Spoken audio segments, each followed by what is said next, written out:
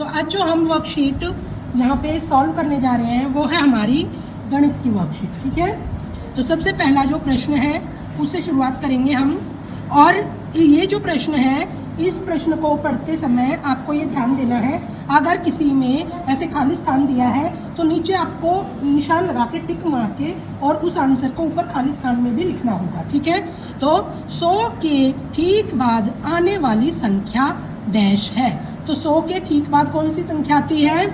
101। तो उसको टिक करेंगे और यहाँ पे साथ में लिख देंगे 101। उसके बाद अगला प्रश्न है प्रश्न नंबर 2, 66 यानी कि 66 से एक कम क्या होगा। यानी अब हमने आगे वाला बताया था, अब हम पीछे वाला बताएंगे। तो 66 किसके बाद आता है? 65 को हिंदी में क्या बोलेंगे? 65। क्या बोलेंगे? 65। तो आंसर को हम टिक कर देंगे।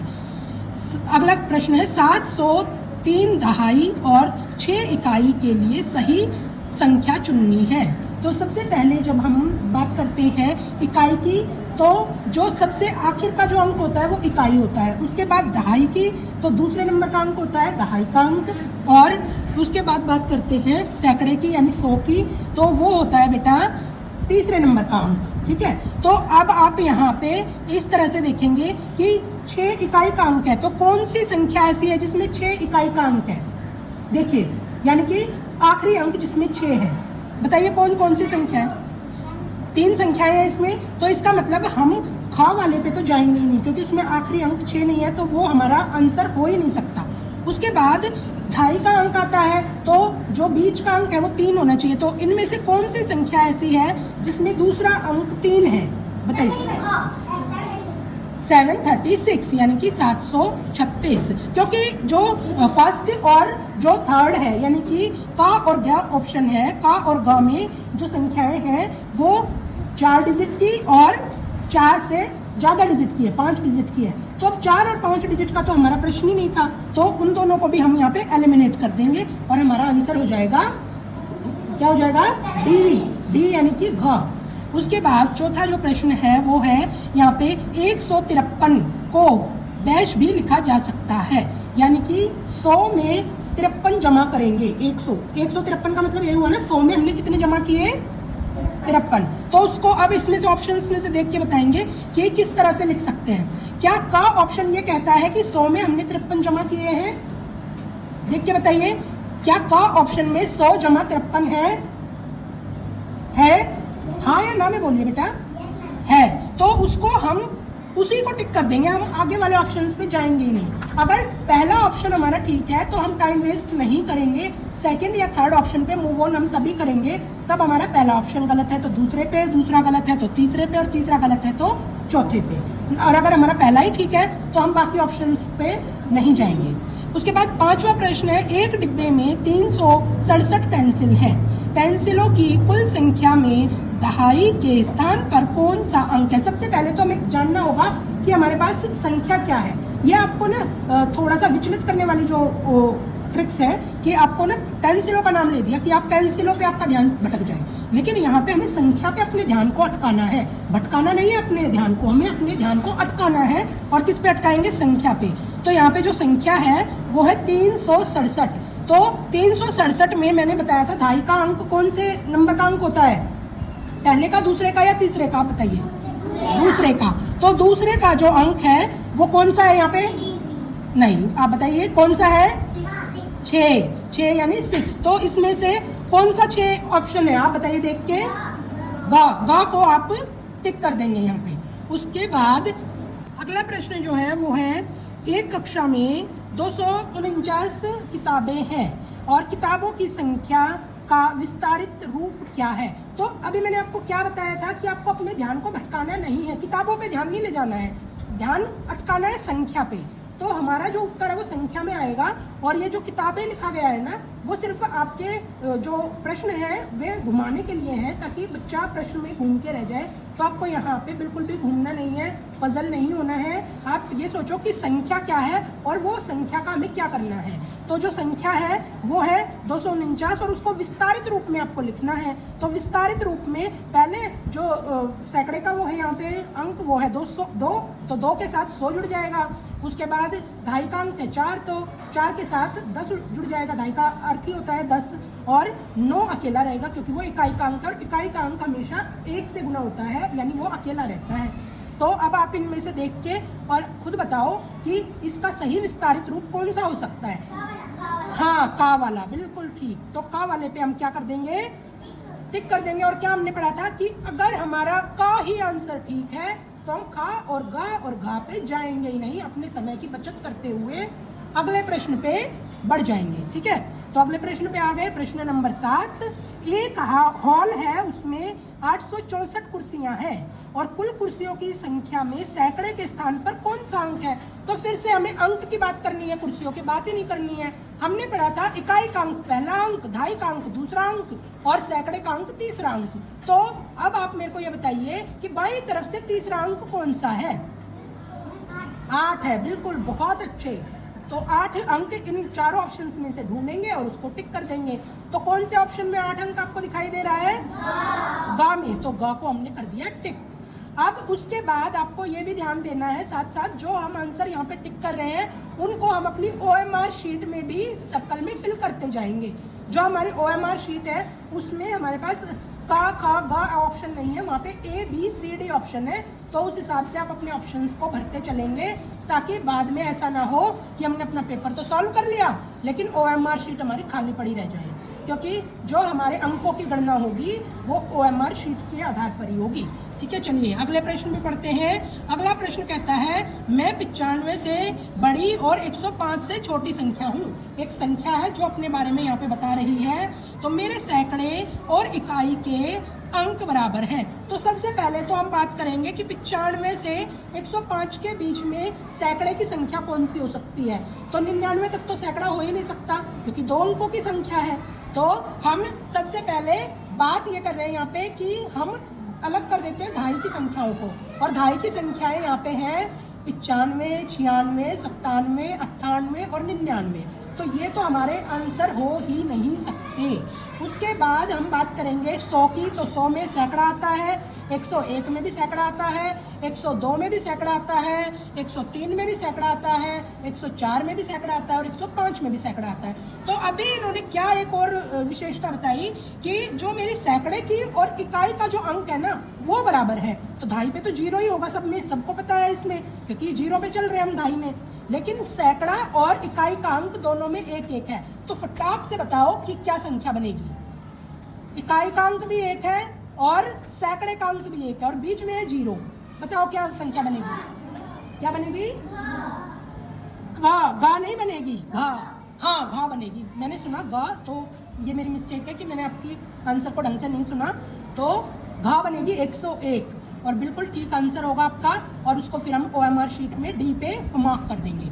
उसके बाद जो 9वां जो आपका प्रश्न है, 9वें प्रश्न में बेटा आपको यदि संख्या 659 में इकाई के अंक को सैकड़े के अंक से बदल दिया जाए, तो सबसे पहले तो आप यहाँ पे देखो कि संख्या है 659, तो इकाई का अंक कौन सा है, पहले नंबर का अंक कौन सा है, दाहिनी तरफ से कौन सा है पहले नंबर का अंक, 9। उसके बाद तीसरे नंबर का अंक कौन सा है, तीसरे नंबर का अंक कौन सा है, सिंगल अंक 6। तो अब हम क्या करेंगे कि 9 की जगह 6 को लिखो और 6 की जगह 9 को लिखो। पलट दो इसको, हम लिखेंगे 9, 5 और 6। पलट दिया, सबने लिख दिया पलट के। अब अपने ऑप्शन को मैच करो कि इसका आंसर कौन सा है, का है, खा है, गा है या डा है। बताइए। खा, तो खा को हम टिक करेंगे और OMR शीट में फिल कर देंगे। अगला प्रश्न है 10, 2 अंकों की सबसे छोटी संख्या कौन सी है। तो अब आप मेरे को बताइए कि 2 अंकों की सबसे छोटी संख्या कौन सी है इनमें से, 10। तो 10 को हम टिक कर देंगे। तो यानी कि आप बहुत होशियार हो गए हो और आप बहुत अच्छे से होशियारी से प्रश्नों के उत्तर दे रहे हो। इसी तरह से आपको पेपर में भी प्रश्नों के उत्तर देने हैं। अपनी होशियारी को ऐसे ही कायम रखना है, ठीक है। प्रश्न नंबर 11 पे पहुंचते हैं हम। यहाँ पे घर बने हुए हैं, ठीक है। इन घरों पे आपको ध्यान देना है। प्रश्न क्या कह रहा है कि यहाँ पे किस घर का नंबर 789 है। तो जो ये घरों के ऊपर नंबर लिखे हैं ना, बस वो देखो, घर का आकार ढूंढ जाओ। तो आप बताओ कि कौन सा जो अंक है वो 789 है, यानी कि सैकड़े के अंक पे 7 है, और दूसरे अंक पे क्या होगा, ढाई के अंक पे क्या होगा 89 में, बोलिए 8 होगा, और इकाई के अंक पे क्या होगा 9। तो अब देखिए वहां पे ऑप्शन कौन सा है, 7, 8, 9। कौन सा ऑप्शन है, ऑप्शन का नाम बताइए। ग। तो ग को टिक करेंगे और OMR शीट में सर्कल करेंगे। उसके बाद हम बात करेंगे प्रश्न नंबर 12 की।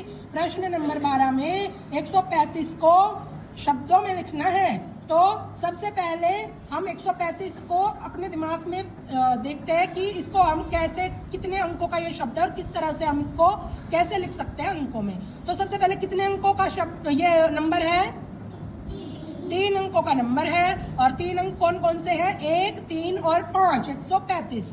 पीछे से अगर बात करें तो पीछे से इसके इकाई का अंक 5 है, ढाई का अंक 3 है, और सैकड़े का अंक 1 है।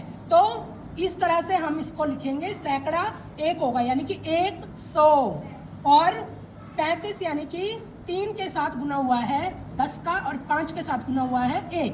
तो इसको हम लिखेंगे 135। तो इसमें से अब आप मेरे को ऑप्शन बताएंगे अपने आप कि कौन सा जो ऑप्शन है ये ठीक होगा। खा वाला 135 बिल्कुल ठीक है। प्रश्न नंबर 13 है, 193 का विस्तारित रूप बताना है। वही फिर से उसी बात पे आ गए हैं कि जो हमारा जो नंबर है वो कितने अंकों का है, कितने अंकों की संख्या हमारी 3 अंकों की। तो जो 2 अंकों में लिखा हुआ है उसको पहले ही काट देंगे हम, 1 अंक को भी काट देंगे हम, वो तो आंसर हो ही नहीं सकते। तो अब हमारा जो ये हम देखेंगे कि कौन सा आंसर होगा। वो ऑप्शन हमारे पास 2 बचे हैं, ग और घ। तो सबसे पहले हम ग को देख लेते हैं। ग में 1 है, 9 है और 3 है, और ये तो विस्तारित रूप नहीं हो सकता क्योंकि हमें सैकड़ा भी लिखना है, हमें ढाई भी लिखनी है, और हमें इकाई भी लिखनी है। तो यहाँ पे तो सैकड़ा नहीं लिखा हुआ है 1 के साथ, तो इसीलिए हम जो घ ऑप्शन है उस पर जाएंगे और देखेंगे। तो वहाँ पे 1 के साथ सैकड़ा लिखा है यानी कि 100 है, और 9 के साथ ढाई लिखी हुई है यानी कि 90 है, और 3 इकाई है। तो ये हमारा आंसर बिल्कुल ठीक आपने बताया है, लेकिन आपको पता होना चाहिए उसके पीछे रीजन क्या है, मतलब किस कारण से वो आंसर है, तभी तो आप सारे प्रश्नों को अच्छे से हल कर पाएंगे। उसके बाद प्रश्न नंबर 14 पे हम जाएंगे। 155 में ढाई के अंक पर लिखे 5 का स्थानीय मान क्या होगा। आप बताइए कि ढाई के अंक पे 2 5 है। आपको यहाँ पे बिल्कुल भी इस चीज को देख के और विचलित नहीं होना है कि 2 5 है। तो आपको पता है इकाई का अंक कौन सा होता है, ढाई का कौन सा होता है। तो ढाई के अंक के साथ क्या क्या हम करते हैं, मल्टीप्लाई 10, ठीक है। और जिस भी अंक के साथ हम 10 मल्टीप्लाई करते हैं तो उस अंक के साथ क्या जुड़ जाती है, एक 0। क्या जुड़ जाती है, 0। तो ढाई के अंक का जो मान है वो क्या हो जाएगा, वो 5 नहीं रहेगा, वो क्या हो जाएगा 5 गुना 10। तो 5 गुना 10 क्या होता है, 50 होता है। तो अब हम आंसर ढूंढ लेंगे, इसमें से कौन सा आंसर बताइए। चलिए ग, तो ग को हम टिक कर देंगे और 50 हमारा आंसर आ जाएगा। अब उसके बाद हम अगले प्रश्न पे पहुंचेंगे। तो इस प्रश्न में आप देखिए, निम्नलिखित वाक्यों को पढ़िए और प्रश्नों के उत्तर दीजिए। अप्रैल में एक कक्षा में कुल 55 बच्चों में से लड़कियां थी। तो ये नहीं पता हमें कितनी लड़कियां थी। जुलाई में कक्षा में 2 नए लड़के और आ गए, अब कक्षा में 25 लड़के हैं। तो अब ये देखिए कि अब दो लड़के मतलब 2 बच्चे और आ गए हैं, कक्षा में 2 नए लड़के आए हैं। तो 2 नए लड़के आने से अब संख्या 25 हो गई है। तो अब मेरे को ये बताइए कि पहले संख्या कितनी थी, लड़कों की संख्या। अभी 25 है 2 नए आने से, तो पहले की क्या संख्या होगी, 25 में से 2 घटा देंगे। तो बताइए क्या आंसर होगा, क्या होगा 23 आंसर होगा। तो पहले लड़के 23 थे और लड़कियां, अब 55 में से 23 को घटा दो तो वो लड़कियां आ जाएंगी। समझ रहे हो आंसर, 55 में से 23 लड़के हैं और बाकी जितनी बची वो लड़कियां हैं। तो यहाँ पे हम रफ कार्य में इसको करेंगे, 55 में से 23 घटाएंगे तो हमारे पास जो लड़कियां थी वो थी 32। तो अब हम प्रश्नों को हल करेंगे। पहला प्रश्न है जो आपका प्रश्न नंबर 15 है, उसमें आपसे पूछा गया है कि अप्रैल में कक्षा में कुल कितने बच्चे थे। तो कुल कितने बच्चे थे अप्रैल में कक्षा में? 55। तो 55 को यहाँ पे शब्दों में लिखा गया है, तो आपको कंफ्यूज नहीं होना है। आपको 55 पढ़ के और उसको टिक करना है और अपनी OMR शीट में सर्कल करना है। उसके बाद है प्रश्न नंबर 16, कक्षा में कुल कितनी लड़कियां थी। अब हमने यहाँ पे हिसाब लगाया था कि 55 कुल बच्चे थे, जिसमें से 23 लड़के थे, तो लड़कियां बच्ची हमारे पास 32। तो अभी हम ये देखेंगे कि कुल कितनी लड़कियां हमारे पास अप्रैल में वहां पे, बताइए। 32 है ना, हमने पढ़ तो लिया 32 है। तो अभी 32 यहाँ पे कौन से ऑप्शन में 32 ठीक लिखा हो? गा वाले में, क्योंकि इन्होंने विस्तारित रूप में लिख दिया है, तो आप कंफ्यूज नहीं होंगे बिल्कुल भी। उसको सही को आंसर को टिक करेंगे और जो OMR शीट है उसको अच्छे से फिल कर देंगे, उसमें उसका सी ऑप्शन को सर्कल कर देंगे। उसके बाद प्रश्न नंबर 17 है, जुलाई में कक्षा में कुल कितने लड़के थे। तो जुलाई में कक्षा में कुल कितने लड़के थे आप बताइए? नहीं, 25, बिल्कुल ठीक। जिसने भी 25 बताया है, उन्होंने अप्रैल में 23 थे, 2 उसमें एडमिशन हुए, तो 2 एडमिशन होने के बाद जुलाई में कितने हुए?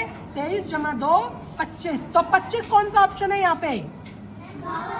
घा। तो घा को यहाँ पे टिक करेंगे और OMR शीट में डी ऑप्शन पे सर्कल करेंगे। तो ये था हमारा आज का पेपर, यानी आज की वर्कशीट।